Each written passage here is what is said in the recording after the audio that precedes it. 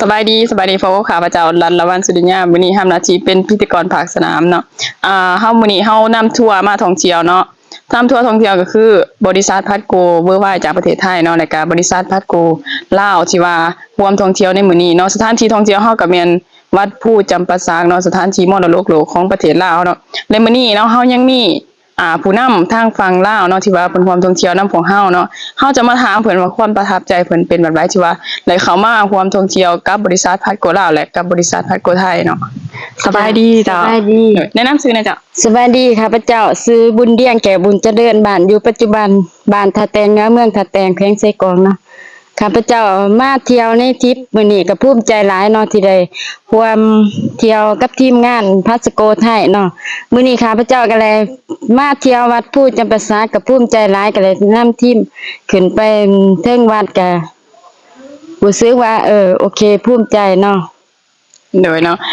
ในเดือนนี้เนาะพวกเฮามีแผนท่องเที่ยวหยังแหน่นอกจากที่ว่าเฮาเที่ยวในประเทศแล้วเฮายังมีแผนท่องเที่ยวต่างประเทศอยู่บ่เจ้าเจ้าในเดือนนี้เราก็จะมีแผนท่องเที่ยวทะเลพัทยาต่ออีกเนาะเดือนที่1ของวันที่27เดือนที่1เราก็จะได้ไปเที่ยวพัทยาเติมอีกเนาะโดยเนาะนอกจากเฮาไปเที่ยวพัทยาแล้วเนาะอยากให้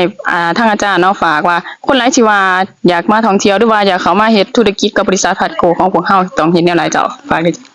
ท่องเที่ยวก็บ่ได้ยากเนาะเที่ยวอยู่ในบริษัทพาสโกลาวเฮาเพียงแต่ว่าซื้อปุ๋ย3ตันก็เลยไปเที่ยวฟรี1ที่นั่งเนาะแล้วก็ทุกคนก็เฮ็ดได้คือกันเบิดเนาะข้าพเจ้าก็เฮ็ดได้เหมือนกันเนาะก็บ่ได้ยากมีบริษัทพัดโกบริษัทเดียวที่นำเที่ยวตลอดเนาะโดยเนาะนอกจากเฮาเที่ยวในประเทศแล้วเฮายังเที่ยวท่องเที่ยวต่างประเทศเนาะสุดท้ายนี้เนาะอยากให้อาจารย์ฝากผู้ใดที่ว่าเพิ่นสนใจอยากใส่ปุ๋ยหรือว่าอยากนำใส่ผลิตภัณฑ์ต่างๆของบริษัทของพวกเฮาสามารถติดต่อได้2ทางได้เจ้า